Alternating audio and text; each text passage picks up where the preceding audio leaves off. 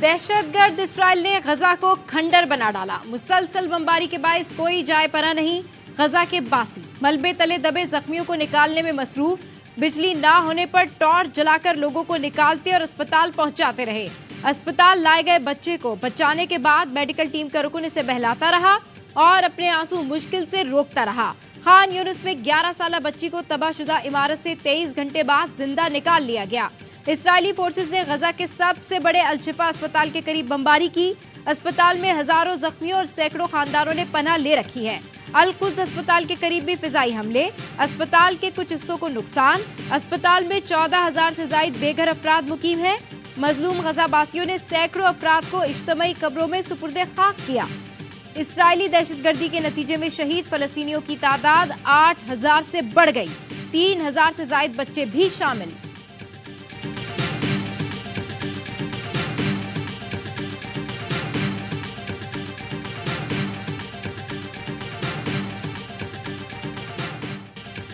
पहला वार तुम कर लो, दूसरा हमारा है। हमास के अल-कसाम ब्रिगेड का इजराइल की जौहरी तंसीबात पर हमला। दिमोना पर रॉकेट हमले की तस्दीक इजरायली मीडिया ने भी कर दी।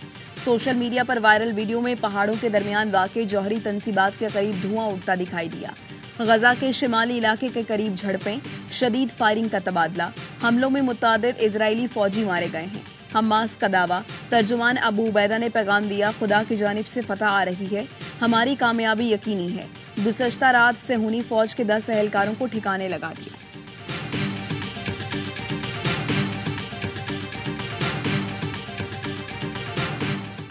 गजा में पैदाइश से पहले मौत के सर्टिफिकेट बंटने लगे। शोहदा में एक दिन के बच्चों की बड़ी तादाद शामिल, जिनका बर्थ सर्टिफिकेट तो न बन सका, डेथ सर्टिफिकेट जारी हो गया।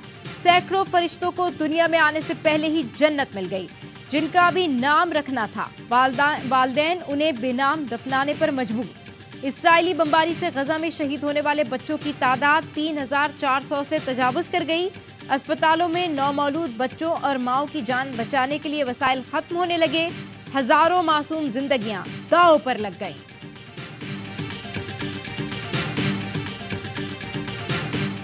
नेतन्याहू एक कैंसर है, अमन के लिए इसको निकालना होगा। इजरायली शहरी अपनी हुकूमत के खिलाफ खड़े हो गए।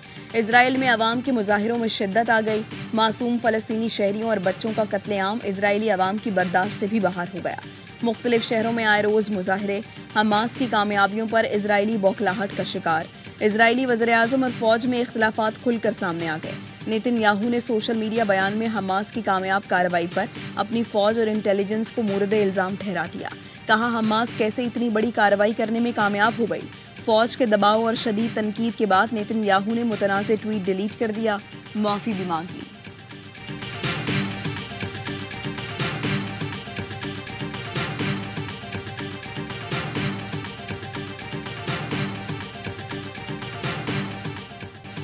हुक्मरानों, ईमान का तकाजा है, अमेरिका के खिलाफ खड़े हो जाओ। फलस्तीन का साथ नहीं देंगे तो समझ ले हम गुलाम हैं। मौलाना फजल रहमान का कोयटा में तूफान अल-अक्सा कॉन्फ्रेंस से खिताब। फलस्तीनियों की जंगी आजादी में शरीक होने का ऐलान। कहा, जिन्हें तुम दहशतगर्द कहते हो, हम इन्हें वक्त का मुजाहिद समझते हैं। यहूदी लॉबी ने जिस एजेंट को हमारे मुल्क भेजा, इसे शिकस्त दे दी।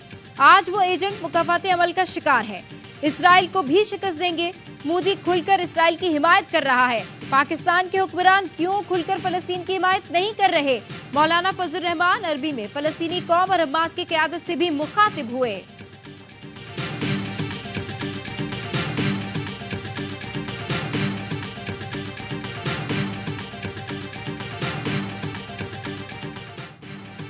गजा में जुल्म बंद होने तक एहतजाज करेंगे। अमीर जमात इस्लामी सिराजुल हक का ऐलान। कहा, इजराइल के हाथों 2.5 लाख से ज्यादा फलस्तीनी शहीद हो चुके।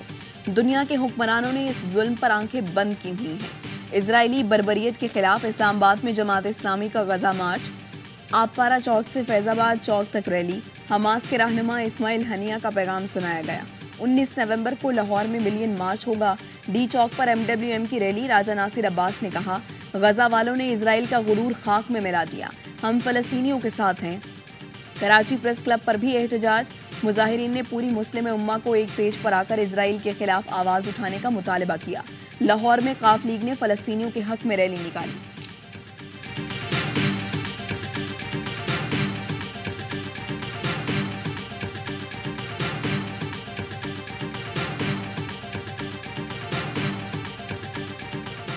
फलस्तीनियों की नस्लकुशी के खिलाफ दुनिया भर में एहतजाज। बैरूत में हजारों अफराद फलस्तीनियों से इजहार यकजहती के लिए निकले। इसराइल के खिलाफ नारेबाजी, जंग बंदी का मुतालबा। मैड्रिड में भी फलस्तीनियों से इजहार यकजहती। सैन फ्रांसिस्को में जोइश फॉर पीस नामी तंजीम की रैली, फलस्तीनियों की नस्लकुशी रोकने का मुतालबा। न्यूयॉर्क में हजारों अफराद ने रैली निकाली। ब्रुकलिन के पुल पर फलस्तीनी परचम लहरा दिए गए। भारतीय रियासत केराला में हजारों अफराद फलस्तीनियों के हक में बाहर निकले। न्यूजीलैंड में पार्लियामेंट के सामने बड़ा एहतजाज। स्वीडन में भी रैली निकाली गई। कनाडा के शहर मॉन्ट्रियल में तलबा ने एहतजाज किया। रोम में एक शख्स ने सरकारी इमारत पर लगा इस्राएली परचम उतार दिया।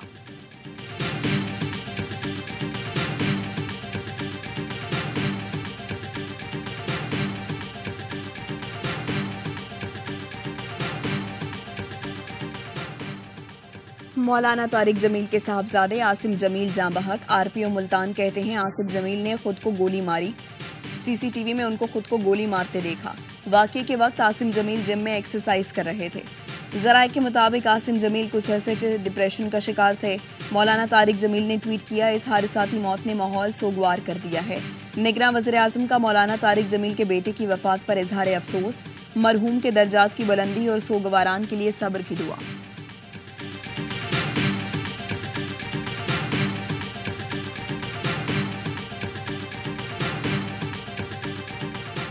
हमें मजीद दीवार से लगाया गया तो ये दीवार इस काबिल नहीं, गिर जाएगी। सिंध को हम तकसीम नहीं चाहते, लेकिन सिंध के शहरी और दही इलाके को और रंजिशों की खलीज को पाटने के लिए अपने हिस्से से ज्यादा की कुर्बानी दे चुके हैं। हमें मजीद दीवार से लगाया गया तो ये दीवार गिर जाएगी। खालिद मकबूल सिद्दीकी का एमकेएम के जलसे से खिताब। कहा, हम अपने हिस्से की आजादी, अपने हिस्से का पाकिस्तान कांधों पर उठा कर लाए थे। कोई धरती माँ है तो वो पाकिस्तान है, सूबे धरती माँ नहीं हो सकते।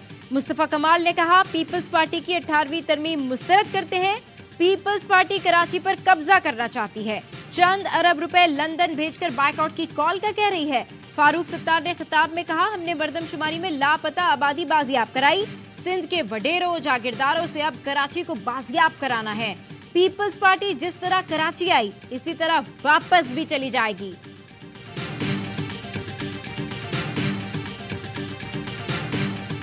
बाबर आजम ने कोई राबता नहीं किया। ज़का अशरफ ने खबरों की तरदीद कर दी। कहा, राशिद लतीफ के बयान पर बहुत अफसोस हुआ। ओहदा संभाला तो वर्ल्ड कप की टीम मुंतखब हो चुकी थी। इस टीम की जीत का क्रेडिट नजम सेठ ही लेते रहे हैं। पाकिस्तान क्रिकेट की बेहतरी के लिए जो फैसले जरूरी हुए वर्ल्ड कप के बाद करेंगे। Chairman PCB management committee Zaka Ashraf का एआवाई न्यूज़ को इंटरव्यू। 5 महीने तनख्वाह न मिलने की खबरों पर वजाहत की कि खिलाड़ियों ने सेंट्रल कॉन्ट्रैक्ट पर साइन नहीं किए, इसलिए तनख्वाह जारी नहीं हुई। गुज़श्ता मैनेजमेंट ने वर्ल्ड कप से पहले खिलाड़ियों को लीग खेलने के लिए एनओसी दिए, जिसका नुकसान टीम को हुआ। मेगा इवेंट से पहले खिलाड़ी इंजरी का शिकार हुए।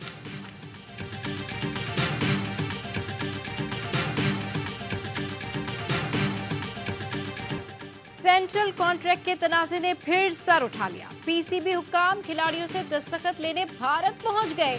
जराये के मुताबिक खिलाड़ियों को सेंट्रल कॉन्ट्रैक्ट की कॉपियां दे दी गईं।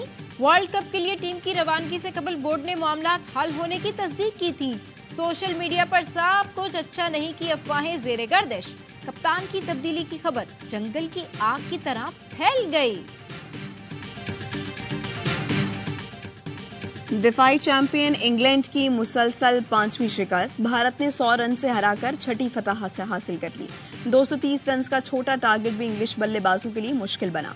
कोई बल्लेबाज विकेट पर ना टिक सका।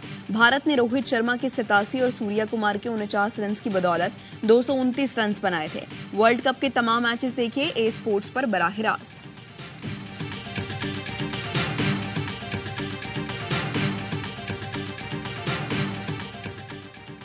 आईसीसी ने चैंपियंस ट्रॉफी 2025 के क्वालिफाइंग सिस्टम का ऐलान कर दिया। भारत में जारी वनडे वर्ल्ड कप के लीग मरहले के अख्ताम पर टॉप 7 टीम्स पाकिस्तान में होने वाली चैंपियंस ट्रॉफी के लिए क्वालिफाई कर सकेंगी।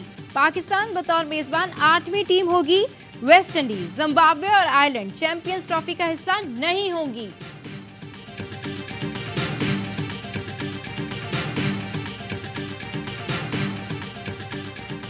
मैं इनकी बात पे यकीन नहीं करता।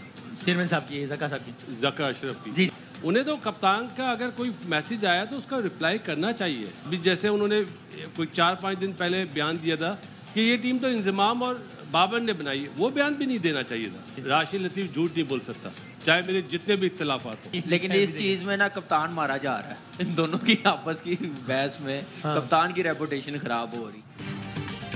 क्रिकेट वर्ल्ड कप का हर लम्हा पुरजोश। बासित अली कहते हैं ज़का अशरफ की बात का यकीन नहीं कर सकता, कप्तान का मैसेज आया तो जवाब देना चाहिए था। राशिद लतीफ झूठ नहीं बोल सकता, इंजमामुल हक को फौरन इस्तीफा दे देना चाहिए था क्योंकि टीम तो एजेंट बना रहा है। कामरान अकमल बोले दोनों की बहस में कप्तान मारा जा रहा है, अब ये राशिद लतीफ पर है कि उनके पास क्या सबूत है। एजेंट का तो बिजनेस है, उसका कोई कसूर नहीं। अजहर अली कहते हैं जब तक कुछ साबित ना हो ज़का अशरफ को इतनी गहराई में जाकर बात नहीं करनी चाहिए। मुस्तफा चौधरी बने संजय दत्त और हाजिरीन को खूब महसूस किया। अदाकारा मरियम नूर बनी हर लम्हा पुरजोश की मेहमान।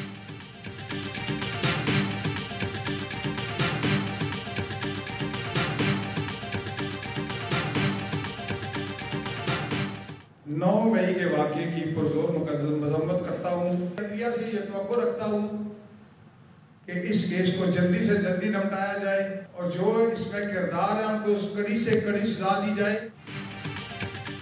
साबिक रुकन पंजाब असेंबली चौधरी साजिद महमूद का पीटीआई छोड़ने का ऐलान। 9 मई वाकयात की मजम्मत, कहा मुलव्विस अफराद को सजा मिलनी चाहिए। चेयरमैन पीटीआई के बयानिए से पार्टी को बड़ा नुकसान हुआ।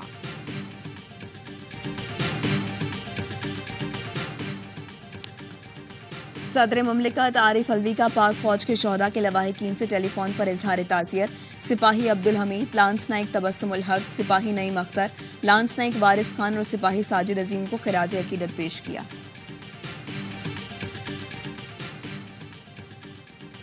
भारतीय रियासत केरला में धमाके, एक शख्स हलाक, 36 जख्मी। धमाका यह हुआ कि गवाहों के दुआया कन्वेंशन में हुआ।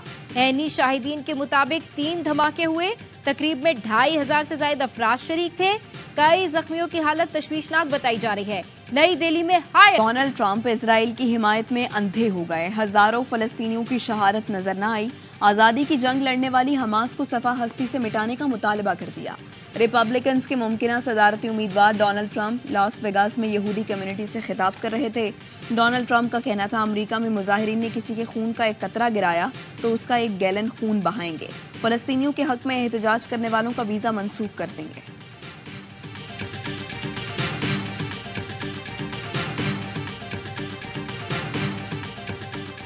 क्या मगरिब फिर सलेब और हिलाल की जंग चाहता है? ऐसी कोशिश की तो जान लें, हम अभी जिंदा हैं। तुर्क सदर का इस्तांबुल में रैली से खिताब, कहा गजा के कत्लेआम में इसराइल के साथ मगरिब को बराबर का शरीक है। अमेरिका और मगरिब इसराइल की पुश पर ना हो तो इसराइल 3 दिन में खत्म हो जाएगा। ईरानी सदर इब्राहिम रईसी का कहना है सहूनी हुकूमत रेड लाइन पार कर चुकी। ईरानी पासदाराने इनकलाब ने बयान में कहा अमरीकी फौज इस जंग को चला रही है। पाकिस्तान में ईरानी सफीर कहते हैं सफ़े हस्ती से फलस्तीन नहीं इसराइल खत्म होगा।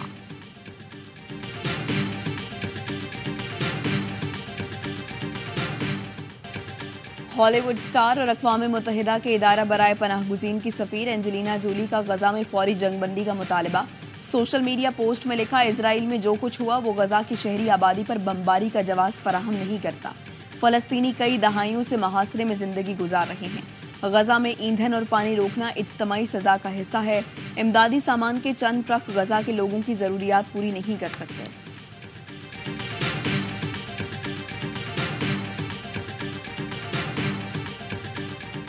किसी भी सूरत से कोई भी समझौता ना किया जाए। जिन्होंने ये सब कुछ किया है उनको निशाने इबरत बनाया जाए। कड़ी से कड़ी सजा होनी चाहिए और इनके स्पेशल कोर्ट्स में ट्रायल भी होने चाहिए। 42 मुल्कों से आए ओवरसीज पाकिस्तानियों के वफ्द का जिन्ना हाउस लाहौर का दौरा। सानिया 9 मई पर गहरे दुख का इजहार, कहा 9 मई के शर्मनाक वाकया से आलमी सतह पर मुल्क की बदनामी हुई। सियासी दहशतगर्दी के खिलाफ जीरो टॉलरेंस की पॉलिसी अपनाना होगी। अदालतें मुल्जिमान के ट्रायल में सरहद से काम लें। मोअज़्ज़िज़ जज खुद एक बार जिन्ना हाउस की हालत देखें और फैसला करें।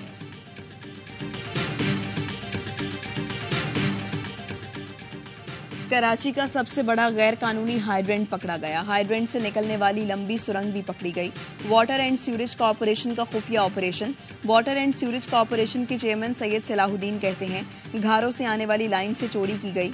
गैर कानूनी हाइड्रेंट से 10 मिलियन गैलन पानी 350 से ज्यादा टैंकर्स के जरिए चोरी हो रहा था।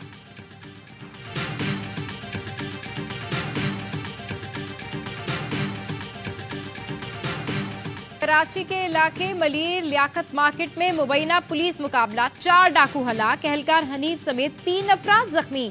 लाड़काना के थाना मार्केट की हुदूद में मुबैना पुलिस मुकाबला, 1 मुलजिम जख्मी हालत में गिरफ्तार।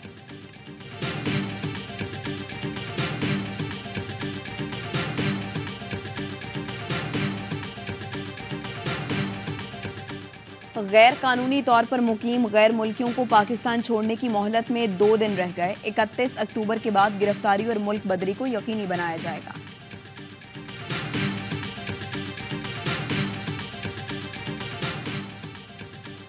कनाडा के सूबे ब्रिटिश कोलंबिया में खालिस्तान रेफरेंडम के लिए वोटिंग जारी। रेफरेंडम से पहले ब्रिटिश कोलंबिया में सिखों की रैली, शुरा के आजाद खालिस्तान के नारे, हरदीप सिंह के कातलों को इंसाफ के कटहरे में लाने का मुतालबा। लाहौर में 15 रोजा लाहौर लॉर फेस्टिवल का दूसरा रोज। चारों सूबों के सकाफती स्टॉल शहरियों की तवज्जो का मरकज। शुरका का कहना था, कितने ही मॉडर्न हो जाएं, हमारी सकाफत और रिवायात खास कशिश रखती हैं। फेस्टिवल में साइकिल रेस और मैराथन, नौजवानों और बच्चों की बड़ी तादाद ने हिस्सा लिया। जीतने वालों को 50,000 रुपए की कैश प्राइज दिए गए।